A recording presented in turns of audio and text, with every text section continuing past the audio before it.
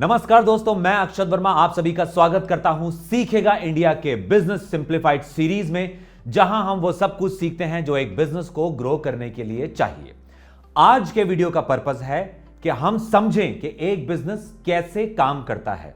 हम एक high level overview लेंगे एक बिजनेस का कि बिजनेस के वो कौन से इंपॉर्टेंट पार्ट्स हैं, वो कौन से कंपोनेंट्स हैं जिनके ऊपर अगर आप फोकस करते हैं तो आपका स्टार्टअप, आपका बिजनेस ग्रो करता है। हम डिस्कस करेंगे 6 इंपॉर्टेंट पार्ट्स, इंपॉर्टेंट कंपोनेंट्स जिनसे आपका बिजनेस ग्रो करेगा। लेकिन सबसे पहले उन 6 पार्ट्स को डिस्कस करने पहले सबसे पहले जो सबसे इंपॉर्टेंट चीज है वो है आपका माइंडसेट। एक एंटरप्रेन्योरियल माइंडसेट होना जरूरी है। 6 पार्ट्स को डिस्कस करने से पहले मैं थोड़ी सी एक बात करना चाहूंगा आपके एंटरप्रेन्योरियल माइंडसेट, वो कैसे दृष्टिकोण रखें, वो कैसे विचारधारा, वो कैसे थिंकिंग रखें जो एक बिजनेस को ग्रो करती है। एक छोटी सी कहानी से स्टार्ट करूंगा दोस्तों। जब कई साल पहले मैंने ये कहानी सुनी थी तो मुझे बड़ी फैसिनेट करी थी इस कहानी ने। मुझे लगा था यार अगर इस तरह से हम बिजनेस को देखेंगे तो हमारी क्रिटिकल थिंकिंग इवॉल्व होगी और बिजनेस को देखने का, बिजनेस को मल्टीप्लाई करने का नजरिया बदलेगा। एक छोटी सी कहानी से अपनी बात स्टार्ट करता हूं। एक बहुत गरीब इंसान है जिसके पास ना तो जॉब है ना बिजनेस है, एक छोटी सी झोपड़ी है, अपने परिवार के साथ रहता है। परिवार का गुजर बसर बहुत मुश्किल से होता है। अगर परिवार में कोई बीमार हो जाए तो शायद इलाज कराने के लिए भी पैसे नहीं होंगे। उसी के कुछ दूर सामने एक और आदमी जो वेल टू डू फैमिली से है, वेल एस्टेब्लिश्ड, अच्छा खासा बिजनेस है, बहुत बड़ा बंगला है, उसकी नीड्स, उसकी वांट्स, उसकी डिजायर बड़ी आराम से पूरी होती है। वो जो चाहता है अपनी जिंदगी में वो पूरा कर सकता है। ए जो गरीब है और बी जो अमीर है। अब ए के दिन की शुरुआत और इसके दिन का एंड केवल एक ही कंप्लेंट से होता है कि भगवान या किस्मत या नसीब या अल्लाह मुझे इतना गरीब क्यों बनाया, उसे इतना अमीर क्यों बनाया, मुझे इतना गरीब क्यों बनाया, उसे इतना अमीर क्यों बनाया। ध्यान से समझिएगा, इसमें ट्विस्ट आने वाला है। मैं इतना गरीब क्यों, वो अमीर क्यों, मैं गरीब क्यों, वो अमीर क्यों। दिन की शुरुआत से लेकर दिन के अंत तक इस भाई की यही कंप्लेंट है। एक दिन वो एनर्जी, वो गॉड, वो अल्लाह, वो ईश्वर प्रकट हुआ और उन्होंने बोला तथास्तु। तथास्तु बोलते ही ये दोनों सेम लेवल पर आ गए। यानी ए जो पहले से गरीब था वो तो गरीब रहा, लेकिन बी जो पहले से अमीर था वो भी गरीब हो गया। दोनों इक्वल, अब दोनों ही फटीचर हैं। दोनों ही आज मेरे पास बिल्डिंग है, बैंक बैलेंस है, बंगला है, गाड़ी है, प्रॉपर्टी है, क्या है तुम्हारे पास, नहीं बोल सकेंगे क्योंकि दोनों गरीब हैं। और दोनों को भगवान ने पकड़ा दी एक मछली पकड़ने वाली rod. Equal resources, equal time, complete same situation पे अब दोनों हैं। अब दोनों को डिसाइड करना है कि क्या करें। अगले दिन ए गया उस मछली पकड़ने वाली रॉड को लेकर मछलियां पकड़ने। ए ने पकड़ी 10 मछलियां, बी गया मछलियां पकड़ने, बी ने पकड़ी 10 मछलियां।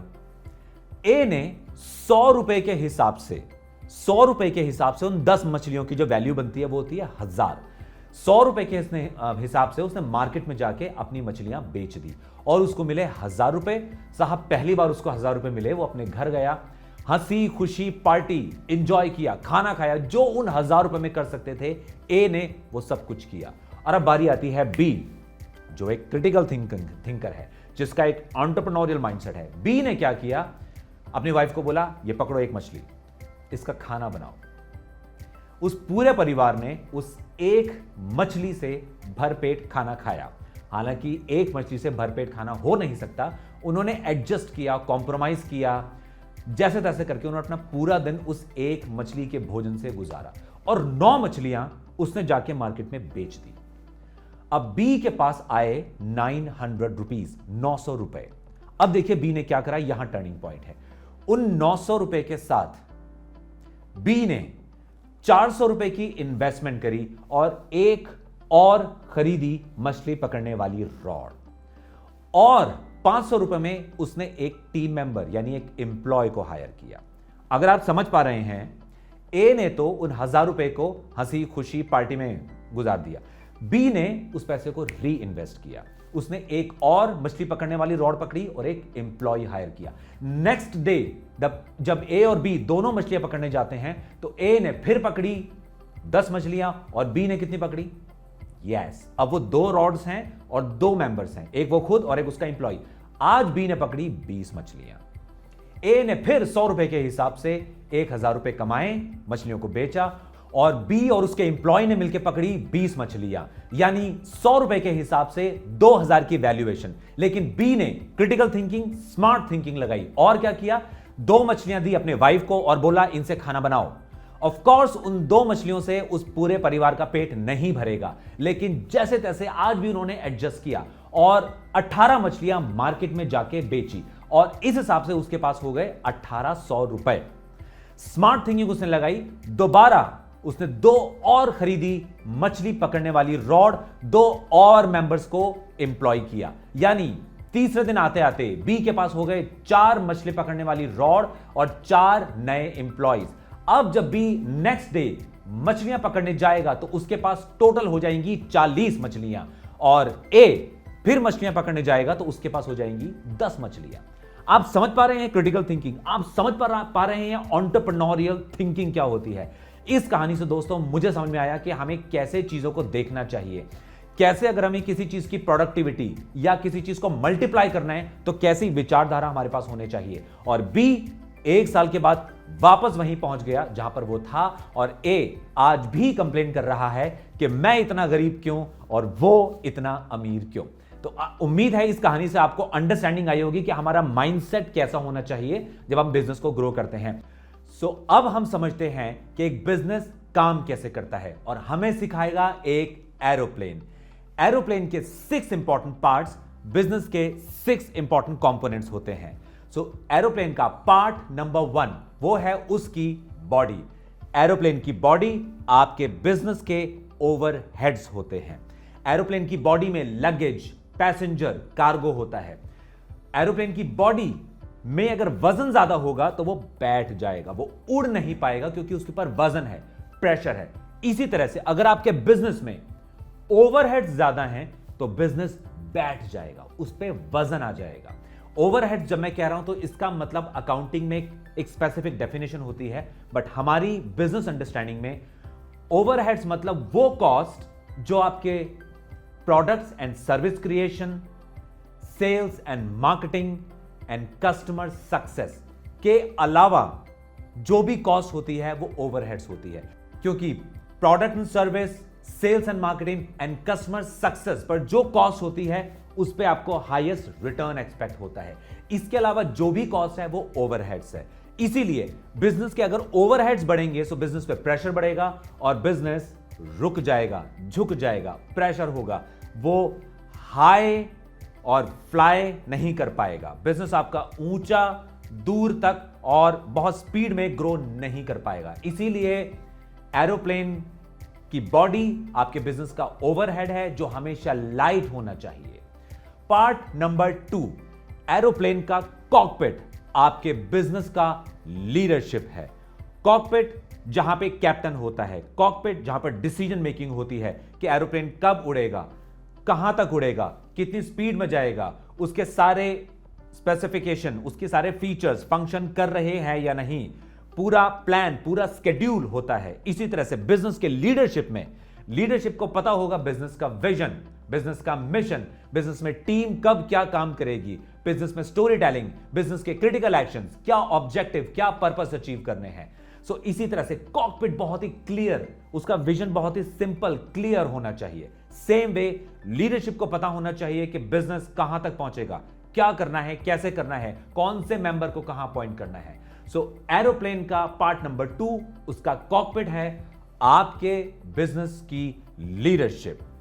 एरोप्लेन का 3rd इंपॉर्टेंट पार्ट होता है उसका इंजन, स्पेसिफिकली लेफ्ट इंजन। आप जानते हैं अगर एरोप्लेन का इंजन काम नहीं करेगा तो एरोप्लेन ही काम नहीं करेगा, और अगर वो उड़ रहा हो और इंजन बंद हो जाए तो आप प्लेन क्रैश कर जाएगा। So left engine of the aeroplane is your sales system, sales pipeline. तो ये है आपकी सेल्स स्ट्रेटजी, सेल्स सिस्टम। यहां से बिजनेस के अंदर प्रॉफिटेबिलिटी आती है, रेवेन्यू आता है। सेल्स के मैं स्पेसिफिकली 5 एक इंपॉर्टेंट एरियाज बताऊंगा। अगर इन 5 एरियाज में से कहीं पर भी ब्लॉक आए, आपको पता लगेगा कि हमारी सेल्स क्यों नहीं हो रही, क्योंकि कहीं पे ब्लॉक है। सो सबसे पहले नंबर 1 सेल्स में number 1 point is that is lead generation. आपके पास लीड आएगी। आई बिलीव आप समझते होंगे लीड मतलब क्या होता है, यानी कस्टमर की details. Lead generation is first part of the pipeline. Number 2, जब आपके पास लीड आ गई है, अब आप कस्टमर के साथ एंगेज करेंगे। कैसे करेंगे? नेचर ऑफ बिजनेस पे डिपेंड करता है। या तो आप उस लीड को ईमेल भेजेंगे, या आप जूम या फिजिकल मीटिंग फिक्स करेंगे, या एक ओवर द फोन एक कॉल स्केड्यूल करेंगे। सो ये है, बहुत इंपॉर्टेंट है, आपने कस्टमर को एंगेज किया। ये है second point of the sales pipeline. Third point सबसे इंपॉर्टेंट, अब आप कस्टमर को सुनेंगे और उसको अंडरस्टैंड करेंगे। कस्टमर की प्रॉब्लम्स, कस्टमर के डिजायर्ड रिजल्ट्स, उसके गैप, उसके वांट्स, उसके नीड्स, उसके डिजायर को आप समझेंगे। कस्टमर चाहता क्या है, कस्टमर क्यों आपके पास आया है। तो यहां पे कस्टमर अवतार, कस्टमर मैपिंग सबसे ज्यादा जरूरी होती है, क्योंकि कस्टमर की नीड्स, उसके वांट्स, उसकी प्रॉब्लम, उसके गैप को समझकर आप फोर्थ पॉइंट पे जा सकेंगे। सो अब जब आप कस्टमर को समझ चुके हैं, तो अब आप सेल्स पाइपलाइन में जाएंगे फोर्थ स्टेज पर, और वो है अब आप कस्टमर को भेजेंगे प्रपोजल, यानी अब आप कस्टमर को भेजेंगे solution to the problems, right.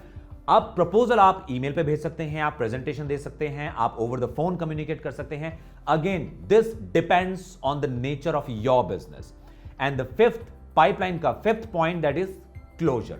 आप कस्टमर से पैसा लेंगे, सर्विस डिलीवर करेंगे, दैट इज इट। ये सेल्स पाइपलाइन 5 स्टेजेस में है। अगर आपको पता चले कि रेवेन्यू नहीं आ रहा, प्रॉफिट नहीं आ रहा, सेल नहीं आ रही, तो आप देखोगे इस पाइपलाइन में कहां ब्लॉकेज है, और इन 5 पॉइंट्स में से किसी को भी फिक्स कर दोगे आप। So this was the left engine of the airplane, that was the sales system.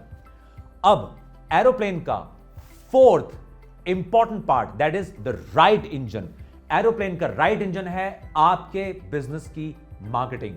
My favourite, आपके बिजनेस की marketing is the fourth stage, fourth part of the aeroplane. My friends, products do not sell products, marketing sells product. अगर आप एक अद्भुत, लाजवाब, कमाल का एक प्रोडक्ट लेकर आते हैं, तो कस्टमर्स आपके उस प्रोडक्ट को लेने के लिए भागे चले आएंगे, दुकानों पे भीड़ लगेगी, आपकी वेबसाइट में ऑर्डर्स की लाइन लग जाएगी, लोग ढूंढेंगे आपके प्रोडक्ट्स को। बिल्कुल राइट, ऐसा कभी नहीं होगा, ऐसा कभी नहीं होगा। It's big no, big wrong. Products कभी अपने आप को नहीं बेचता। मार्केटिंग आपके प्रोडक्ट को पोजीशन करती है, तब कस्टमर को समझ आता है कि आपका प्रोडक्ट क्या है, और वो कन्विंस होता है आपके प्रोडक्ट को लेने के लिए। बहुत प्यारी लाइन बोलने वाला हूं अब मैं, मेरी बहुत फेवरेट है। कस्टमर बेस्ट प्रोडक्ट को नहीं खरीदता, कस्टमर उस प्रोडक्ट को खरीदता है जो उसे समझ में आते हैं। कस्टमर पहेली नहीं सॉल्व करना चाहता, कस्टमर आपकी स्टोरी नहीं सुनना चाहता।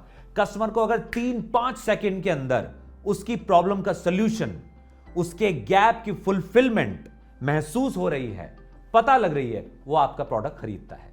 सो मार्केटिंग का ये काम होता है। मार्केटिंग कन्विंस करती है, मार्केटिंग एक स्टोरी पिच डिफाइन करती है, मार्केटिंग बताती है कि ये प्रोडक्ट क्या है, ये सर्विस क्या है, और तब कस्टमर्स आपके प्रोडक्ट को लेता है। फोर्ड ने यह काम बहुत प्यारे तरीके से किया, और बहुत सारे बिग कॉर्पोरेशन इस काम को करते हैं।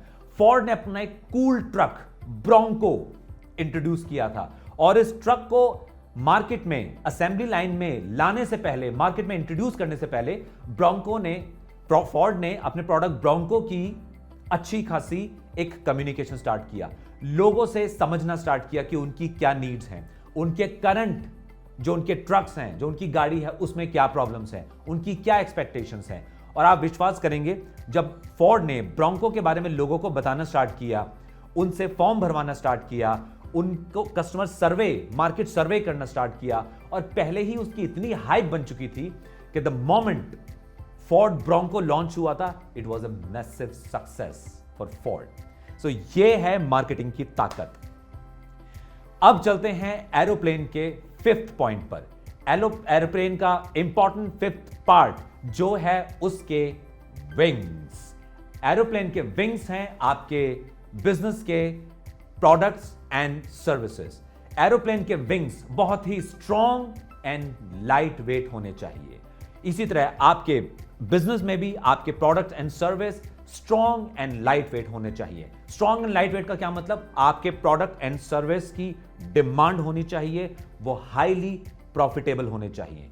अगर एरोप्लेन के wings strong and light weight होंगे तो अगर एरोप्लेन की बॉडी जो मैंने कहा था अगर उसमें प्रेशर पड़ता भी है, उसमें लगेज या उसमें पैसेंजर या कार्गो ज्यादा बढ़ता भी है, उसके ऊपर प्रेशर बढ़ता भी है, अगर विंग स्ट्रॉन्ग है तो वो आपके एरोप्लेन को बैलेंस कर लेंगे और डेस्टिनेशन तक पहुंचा देंगे। सेम वे अगर आपके बिजनेस में खर्चे बढ़ रहे हैं, ओवरहेड्स बढ़ रहे हैं, लेकिन प्रोडक्ट्स डिमांडिंग है और प्रॉफिटेबल है, तो वो आपके खर्चों को संभाल लेगा और वो आपके बिजनेस को दूर तक ले जाएगा। सो कोशिश कीजिए कि आप वो प्रोडक्ट एंड सर्विस डेवलप कीजिए। लाइकवाइज नेटफ्लिक्स, Amazon प्राइम, आप देखिए सब्सक्रिप्शन बेस्ड बिजनेस है, हर महीने उनके पास पैसा आता है, राइट? दे नो कि कितने उनके रेगुलर कस्टमर्स हैं, उनके क्या रेगुलर एक्सपेंसेस हैं, तो वो बैलेंस कर पाते हैं। समथिंग लाइक दिस जो आपके ओवरहेड्स को, आपके बिजनेस पे प्रेशर ना बने। डिमांडिंग एंड प्रॉफिटेबल प्रोडक्ट्स आपके पास होने चाहिए जो आपके एरोप्लेन को दूर तक ले जाए। एरोप्लेन का पार्ट नंबर 6 जो उसको उड़ाता है एंड बहुत इंपॉर्टेंट, एंड दैट इज उसका फ्यूल टैंक। एरोप्लेन का फ्यूल टैंक आपके बिजनेस का है कैश फ्लो। आई थिंक इसके बारे में ज्यादा बोलने की जरूरत नहीं है क्योंकि हम सबको पता है कैश कितना इंपॉर्टेंट है। एरोप्लेन के अगर सारे फीचर्स काम कर रहे हैं, उसमें फ्यूल नहीं है, वो एक कदम नहीं चल सकता। सेम वे योर बिजनेस, आपका बिजनेस आगे बढ़ नहीं सकता अगर somebody does not handle and manage your cash। अगर बैंक में कैश है तो आप रिस्क ले सकते हैं, आप नए प्रोडक्ट्स, नए सर्विसेज इंट्रोड्यूस कर सकते हैं। और अगर कैश ही नहीं है तो आप जानते हैं मामला खराब है। हम तो गोलगप्पे नहीं खा सकते बिना कैश के, बिजनेस कैसे करेंगे? So cash has to be minutely observed. मेरे एक फ्रेंड ने बड़ी अच्छी बात कही थी कि आप मार्केटिंग और फाइनेंस किसी को दे नहीं सकते। एक बिजनेसमैन को मार्केटिंग और फाइनेंस, स्पेसिफिक चीजें ऐसे जो अपने हाथ में, अपने कंट्रोल में, उसको पीएनएल पढ़नी आनी चाहिए, उसको पता होना चाहिए कि क्लाइंट एक्विजिशन कॉस्ट क्या है, जहां जहां पर भी कॉस्ट, जहां जहां पर भी प्रॉफिट, एक्सपेंसेस इन्वॉल्व हैं, वहां बहुत ही माइन्यूट, बहुत ही शार्प नजर होनी चाहिए, पता होना चाहिए ये मेरे को प्रॉफिट मेकिंग होगा या लॉस मेकिंग होगा। सो कैश मैनेज करना सबसे इंपॉर्टेंट है।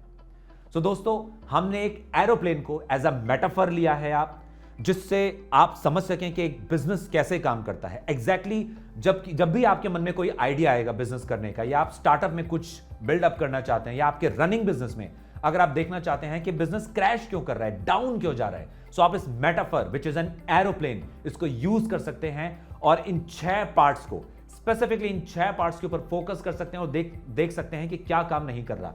अगर इन 6 पार्ट में से, एरोप्लेन में से कुछ भी एक दूसरे के साथ प्रॉपर सिंक्रोनाइजेशन, अंडरस्टैंडिंग नहीं होगी, एरोप्लेन वर्क नहीं करेगा। Same way in the business, अगर इन 6 इंपॉर्टेंट कंपोनेंट्स के अंदर आपके ओवरहेड्स, आपकी लीडरशिप, आपके सेल्स, आपकी मार्केटिंग, आपके विंग्स यानी प्रोडक्ट एंड सर्विसेज एंड आपका कैश फ्लो, अगर इन 6 पार्ट में से कहीं गड़बड़ी है तो आपका बिजनेस डिसबैलेंस होगा और आपको फोकस करना होगा इन 6 किसी ना किसी एक पार्ट में ही कहीं ना कहीं गड़बड़ी है। अगर आपको ये मेटाफर सेंस बना रहा है और अगर आपको वो स्टोरी जो मैंने सुनाई थी जो एक एंटरप्रेन्योरियल स्किल को जनरेट करती है, तो आई थिंक इस वीडियो के अंदर 2 बहुत ही इंपॉर्टेंट पार्ट्स हमने कवर करे हैं। एक है वो स्टोरी जो आपकी विचारधारा, जो आपकी क्रिटिकल थिंकिंग, जो बिजनेस को, एक आइडिया को एक बिजनेस में कन्वर्ट करेगी या एक बिजनेस को ग्रो करेगी, फ्लरिश करेगी, इसके लिए। And second, this metaphor as an aeroplane, this can be the huge big step for your business.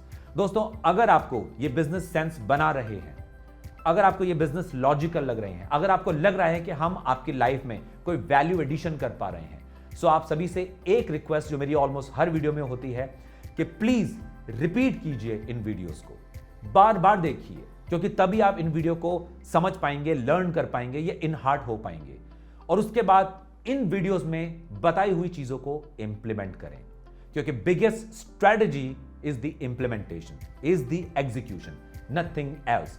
अगर ये वीडियो आपको सेंस बना रहे हैं, प्लीज इनको रिपीट कीजिए, इनको शेयर कीजिए, इनको बार बार देखिए, इनको अप्लाई जरूर कीजिए।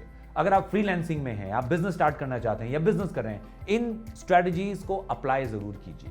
और दोस्तों, अगर हमारी मेहनत लगता है कि आपकी लाइफ में वैल्यू एडिशन, आपके बिजनेस में वैल्यू एडिशन कर पा रही है, so request you to please share these videos, give a thumbs up, like करें एंड सब्सक्राइब करें इस चैनल को। हमारा पर्पस है कि हम आपको वो वैल्यूड इंडिविजुअल वो वैल्यू ड्राइवर बनाएं जो जहां भी जाए उसकी डिमांड ओपन मार्केट में हमेशा रहती है। Thank you so much once again. अपना ध्यान रखिए। Do take very very very good care of yourself.